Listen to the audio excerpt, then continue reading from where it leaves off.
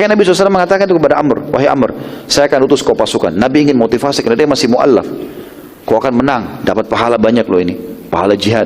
Kalau mati syahid. Dan kau akan dapat ghanimah kalau kau menang, besar. Amr sudah faham masalah surga, pahala jihad, maka dia mengatakan, ya Rasulullah, saya siap perang tapi tidak butuh ghanimah.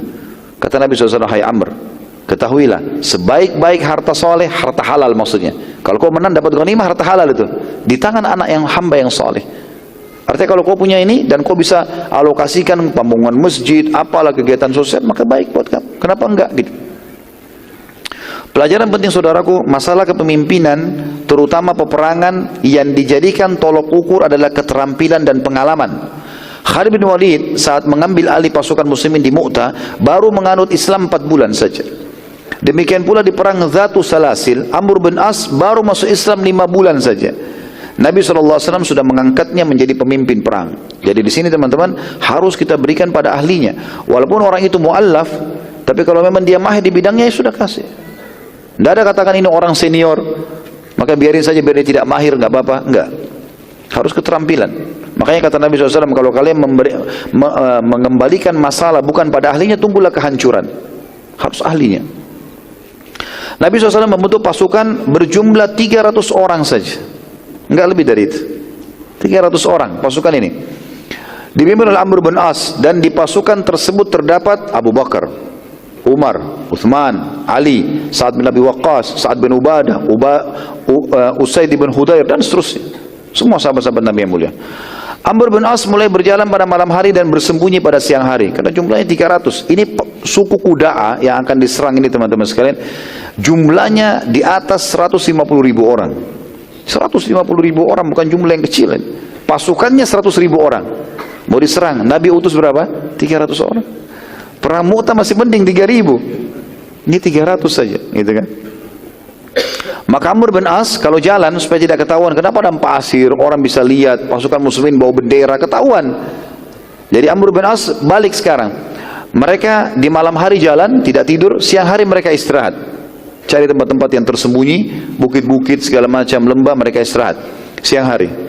Sampai pasukan muslimin mendekati suku Qudaa, dan Amr bin As berhasil mengumpulkan informasi dalam waktu yang sedikit tentang kekuatan musuh dan bagaimana menghadapinya. Amr bin As waktu itu mengirim, dan beliau sendiri ikut memata-matai, melihat dari tempat-tempat yang tinggi. Kebetulan suku Qudaa ini tinggal di sebuah lembah, banyak gunung-gunung di sekitarnya. Maka dari gunung bisa kelihatan berapa rumahnya, berapa banyak pasukannya, segala macam bisa dinilai kurang lebih. Dan memang ternyata mereka betul-betul lagi mempersiapkan 100.000 pasukan, plus akan datang dari suku Ghassan dan Romawi juga. Sekian banyak, belum disebutkan jumlahnya, akan bergabung. Jadi ini ratusan ribu akan menyerang Madinah, jantung kekuatan muslimin. Kalau tadi perang Mu'tah muslimin yang datang ke tempat mereka, gitu kan. Kalaupun tadi 3.000 orang di perang Mu'tah mati semua, maka jarak antara Jordania sama Madinah masih jauh. 1 bulan lebih perjalanan kalau orang cepat, bisa 2 bulan kalau pasukan, gitu kan. Maka sangat jauh. Kalau ini sekarang tidak, mereka akan serang Madinah. Amr bin As selalu mengirim surat kepada Nabi SAW di Madinah meminta bantuan personil karena Qudaa berjumlah sangat besar, 150.000 orang, 100.000 orang jumlahnya yang pasukan inti. Maka Nabi SAW mengirim bantuan yang dipimpin oleh Abu Ubaidah bin Jarrah radhiyallahu anhu. Di dalam pasukan itu terdapat Umar bin Khattab. Jadi tadi pasukan pertama 300 nggak ada Umar, sekarang ini ada Umar yang ikut. Jadi bergabung semuanya. Di sini teman-teman sekalian yang luar biasanya, jadi kalau ada orang yang menganggap, oh ada beberapa sahabat walaupun mereka itu mulia, tapi mungkin jarang namanya disebutkan dalam peperangan, ini keliru. Di peperangan ini teman-teman, mayoritas sahabat Nabi yang mulia, yang senior-senior semua dari Muhajirin, dari Ansar, diikutkan di sini oleh Nabi SAW. Diikutkan di sini. Sebelum Abu Ubaidah bin Jarrah radhiyallahu anhu berangkat meninggalkan Madinah, Nabi SAW menitipkan pesan agar ia jangan berselisih dengan Amr dalam hal apapun. Abu Ubaidah pemimpin dari Madinah, pasukan tambahan. Amr pasukan inti yang sudah berangkat sebelumnya. Ini bantuan. Maka kata Nabi SAW, hai Abu Ubaidah, jangan kau berselisih dengan Amr. Kau pemimpin, dia pemimpin, tapi jangan berselisih. Tetap dia pemimpin inti. Saat kedua pasukan bertemu dan tiba waktu sholat, Abu Ubaidah ingin jadi imam. Maka Amr mendatanginya dan berkata, wahai Abu Ubaidah, engkau adalah pasukan tambahan untuk memperkuat pasukan inti bersamaku. Maka aku adalah pemimpin kalian. Waktu itu teman-teman, Abu Ubaidah bin Jarrah Salah satu dari sahabat di 10 orang yang masuk surga, sudah masuk Islam dari dulu, sudah lama, hadir di Badr, hadir di Uhud, hadir di perang-peperangan Nabi SAW, banyak, pengalamannya banyak itu. Dari sisi keutamaan dibandingkan dengan Amr, Amr baru 5 bulan masuk Islam, gitu kan. Tapi Amr, dia faham dia pemimpin, maka dia bilang waktu Abu Ubaidah mau jadi imam, sudah mau maju jadi imam, sebentar Abu Ubaidah, kau pasukan tambahan, saya pasukan inti, saya pemimpin, gitu kan. Abu Ubaidah bin Jarrah waktu itu tentu lebih senior dan tahu kalau Amr bin As baru masuk Islam 5 bulan, keimanannya membuatnya mengalah, gitu kan. Karena dia sudah masuk Islam, dia sudah lama, dia mengalah. Dia bilang baik, ini Rasulullah sudah ingatkan jangan berselisih dengan Amr, maka dia pun mengatakan baiklah, kau jadi pemimpin sholat. Teman-teman perlu tahu ya, orang kalau baru masuk Islam 5 bulan, kira-kira sudah berapa ayat yang dihafal? Ya kan yang masuk Islam 5 bulan, antum lahir dalam keadaan Islam masih kocar-kacir bacanya. Ini baru 5 bulan gitu. Jadi bacaan juga masih pas-pasan, gitu kan. Pelajaran yang kita harus ambil teman-teman sekalian, bagaimana Islam mengajarkan kepatuhan pada pemimpin selama bukan maksiat pada Sang Pencipta. Dan ini merupakan ciri kekuatan persatuan umat Islam. Walaupun Amr baru saja 5 bulan yang lalu merupakan salah satu dari pemimpin orang-orang kafir, namun sekarang ia Muslim dan ditunjuk oleh Nabi SAW memimpin, maka semuanya harus patuh. Maka pada saat itu kepemimpinan sepenuhnya di tangan Amr ibn As radhiyallahu anhum ajma'in. Amr bin As lalu memerintahkan agar berkemah di sekitar suku Quda'ah pada malam sebelum penyerangan, dan saat itu sangat dingin. Sementara Amr melarang pasukan siapapun tidak boleh ada yang menyalakan api. Waktu itu teman-teman, dinginnya luar biasa. Kenapa padang pasir? Dingin luar biasa. Saya pernah ceritakan kisah ini ya. Tapi ini berhubungan dengan sirah kita karena ini memang ini kisahnya, ini rentetan sirahnya sampai di sini bahasan kita. Maka pada saat itu, perlu kita tahu teman-teman, di Madinah, kalau kami dulu masih di sana, kadang-kadang kalau dingin sekali bisa 5 derajat, ya, dingin sekali. Bahkan saya pernah dapat di Madinah turun hujan itu es batu, sampai kaca-kaca mobil pecah. Kalau musim dingin sekali. Cuma Madinah masih banyak bangunan. Kalau kita keluar sedikit dari Madinah, mulai masuk padang pasir 5-10 kilo dari Madinah, itu sudah luar biasa dingin. Karena padang pasir rata, anginnya merata, dingin sekali, bisa dibawa mungkin 0 derajat gitu kan. Waktu itu kebiasaan orang kalau lagi perjalanan, mereka harus bakar api, nggak bisa ndak, supaya hangat. Mereka dekatkan diri. Dari semua kemah, setiap kemah boleh bakar api unggun di depannya. Satu kemah berisi 4-5 orang maksimal. Mereka membakar itu, mereka duduk sambil hangatin badan. Kadang-kadang juga di sekitar kemah dipasang 5-6 api mengelilinginya supaya hangat dari seluruh penjurunya. Seperti itulah. Jadi kadang-kadang cuma 5-6 kemah tapi sudah seperti satu perkampungan, terang dari jauh. Karena di padang pasir gitu kan. Maka pada saat itu Amr mengatakan, instruksi saya malam ini kita tidur dingin, tidak boleh ada api. Umar bin Khattab datang. Umar bilang, hai Amr, sungguh pasukan kedinginan, maka biarkan mereka menyalakan api, gitu, untuk menghangatkan tubuh mereka. Apalagi besok engkau akan suruh mereka untuk menyerang musuh, gitu kan. Maka kata Amr dengan tegas, tidak boleh ada api, satu pun tidak boleh ada api menyala. Ini instruksi, harus patuh. Umar waktu itu tahu ini Amr bin As, anak baru kemarin lahir ini gitu. Baru 5 bulan masuk Islam. Dan Amr bin As dan Umar tahu Umar bin As ini dulu musuh Islam. Dulu dia dutanya Quraisy untuk menjemput muslimin yang hijrah ke Habasyah. Gitu. Sampai hanya dapat hidayah di sana tentunya. Jadi Umar marah, tapi Umar mau marah sama dia serba salah. Datangi Abu Bakar. Sahabat yang paling bijak adalah Abu Bakar. Wahai Abu Bakar, bagaimana pendapatmu?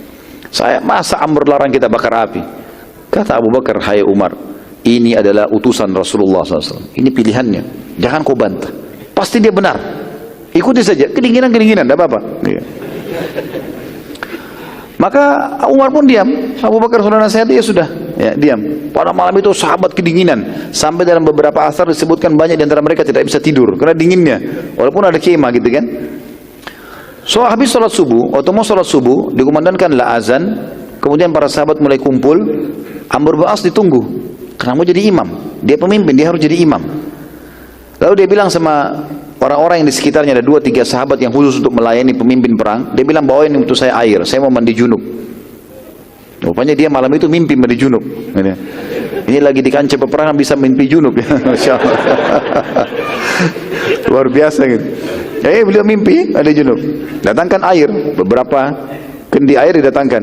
Begitu Amr pegang, dingin sekali, kayak es batu gitu. Kata Amr, saya nggak mau mandi, saya mau tayamum. Waktu dia ucapkan itu, ini pasukan sudah nunggu semua di depan kemah untuk sholat subuh, tinggal tunggu dia saja. Waktu dia bilang, semua pasukan dengar, Umar ada di situ. Umar bilang, hai Amr, ada air, dari mana kau bisa tayamum?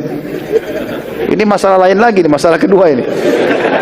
Tadi malam sudah nggak boleh bakar api, sekarang lagi buat masalah nih. Dia bilang, pokoknya saya tidak mau, saya harus tayamum saja. Ada di sebelahnya Umar, Abu Bakar. Hai Abu Bakar, bagaimana pendapatmu? Diam. Dengar saja, biarin. Ya sudah. Apa boleh buat? Jadi Amr bin As jadi imam subuh itu tayamum dalam keadaan junub. Karena dinginnya air. Baik, habis sholat subuh, takbir, gitu kan? Menyerang. Dan Amr bin As memberikan sebuah strategi di sini. Tidak boleh ada satupun di antara kalian yang berpisah sama temannya. Harus partner. Ya, masih sama, karena gelap, masih gelap. Harus tahu temannya ini, gitu kan? Sebagian sahabat bahkan ada yang mengikat kain antara kudanya sama kuda temannya, sehingga kudanya kalau jalan lebih jauh ketarik, gitu kan? Karena memang tidak boleh pisah, begitu instruksinya. Jadi harus tahu temannya, jangan sampai dia salah bunuh nanti di situ, gitu kan? Karena memang ini dimasuk di pasukan musuh gelap. Maka pada saat itu pun pasukan musuh diserang tiba-tiba habis subuh, dan ternyata subhanallah strategi ini berhasil. Ya, bagaimana pasukan muslimin berhasil mengalahkan mereka, dan pasukan Qudaa yang sudah 100.000 pun pada saat itu mereka lagi berlalai-lalai. Dan ternyata dengan hikmah Allah di malam itu, karena musim dingin, mereka mabuk-mabukan. Mereka mabuk-mabukan, mereka minum khamr, pesta-pesta segala macam, karena mereka anggap mereka akan menang, 100.000 pasukan akan menyerang Madinah, dan seterusnya lah. Mereka berfoya. Jadi banyak yang teler, mabuk. Dengan cara itu subhanallah, Allah SWT buat mereka begitu, maka pasukan muslimin berhasil menyerang. Dan banyak di antara mereka sudah selesai, tidak bisa angkat senjata, dalam kondisi mabuk, masih ngantuk, nggak bisa dikuasai oleh muslimin. Waktu itu tentu ada sebuah hukum juga, bukan waktu itu, sebenarnya kapan saja ya, ada hukum syar'i teman-teman sekalian. Kalau kita menang, kita boleh menangkap musuh sebanyak mungkin, tawan aja, tangkap ini misalnya kalau sekarang di borgol atau diikat, dijatuhkan misalnya di tanah atau diikat di mana, tangkap 2-3 orang, berapa orang kita tangkap itu menjadi hamba sahaya. Masing-masing orang kalau tangkap gitu kan, maka ditangkap orang-orang itu biasanya begitu, atau ditangkap, dikumpul, nanti dibagi kepada pasukan muslimin, tergantung keadaan pemimpin, keputusan pemimpin pada saat itu. Waktu itu pasukan muslimin sudah menang, maka Amr bin As melakukan instruksi, sudah nggak usah kejar yang sudah lepas, lari musuh kuda ini pada kocar kacir, yang ada saja. Umar datang lagi, hai Amr, hukum dari mana ini? Rasulullah SAW bolehkan kita menangkap tawanan. Pokoknya instruksi saya nggak boleh, jangan. Cukup. Sekarang ini ghanimah yang sudah ada, bawa pulang ke Madinah. Udah, pulang ke Madinah. Ini dalam kondisi betul-betul Umar ini sangat jengkel. Umar sempat waktu itu datang lagi ke Abu Bakar yang ketiga kali. Abu Bakar gimana? Sama. Jangan bantah. Sudah pulang ke Madinah. Pulang ke Madinah. Kepemimpinan perang itu berlaku semenjak keluar dari kota itu, kota keluar Madinah. Karena kalau sampai Madinah sudah memimpinnya Rasulullah SAW. Sekarang keluar. Begitu masuk pintu gerbang Madinah, Umar sudah tahu ini sudah lepas pemimpinnya. Tidak ada lagi Amr nih. Sudah selesai ceritanya. Dulu waktu di situ, Umar lebih dulu ke masjid. Begitu tiba di masjid, sudah pelukan sama Nabi SAW, salaman, ya Rasulullah, ada kejadian nih. Bukan Umar cerita tentang menangnya peperangan. Amr nih buat masalah. Yang pertama, kita kedinginan, tidak boleh bakar api. Ini gimana caranya? Sampai pasukan ada tidak tidur. Yang kedua, dia junub. Ada air, nggak mau mandi. Tayamum dan mengimami kami sholat dalam keadaan junub. Ini masalah lain. Yang ketiga, Rasulullah, kami nggak boleh nangkap-nangkapin musuh. Ghanimah yang sudah disuruh bawa pulang saja. Pas selesai Umar sampaikan, pasukannya Amr tiba. Masuk, turun, melaporkan tentang kemenangan. Setelah sampaikan kemenangan, ini ghanimahnya ya Rasulullah segala macam. Umar lagi nunggu nih, Nabi bagaimana menghakimi Amr. Lalu Nabi SAW bilang, duduklah ya pasukan, duduk semua. Amr suruh duduk, Umar di sebelahnya. Kata Rasulullah, hai Amr, sudah sampai keluhan saya, keluhan kalian dari Umar. Apa jawabanmu sekarang? Kenapa kamu larang pasukan untuk bakar api malam-malam? Kenapa kamu tidak mandi pakai air sementara ada air dan kamu junub? Dan kenapa kamu larang mereka menangkap tawanan-tawanan perang? Kata Amr, ya Rasulullah, kalau masalah pertama, jumlah kita 300 melawan 150.000 orang ini. Ini bukan main-main, jumlahnya besar. Kalau malam itu kita nyalakan api dan suku Qudaa tahu, maka habislah kita. 100.000 orang, mereka bisa membunuh kita sebentar kalau cuma 300. Tapi dengan cara seperti itu, kita kedinginan sedikit tapi mereka tidak tahu kita ada, pagi-pagi kita serang, berhasil menang. Kata Nabi SAW, engkau benar. Umar jadi diam karena tahu ini benar.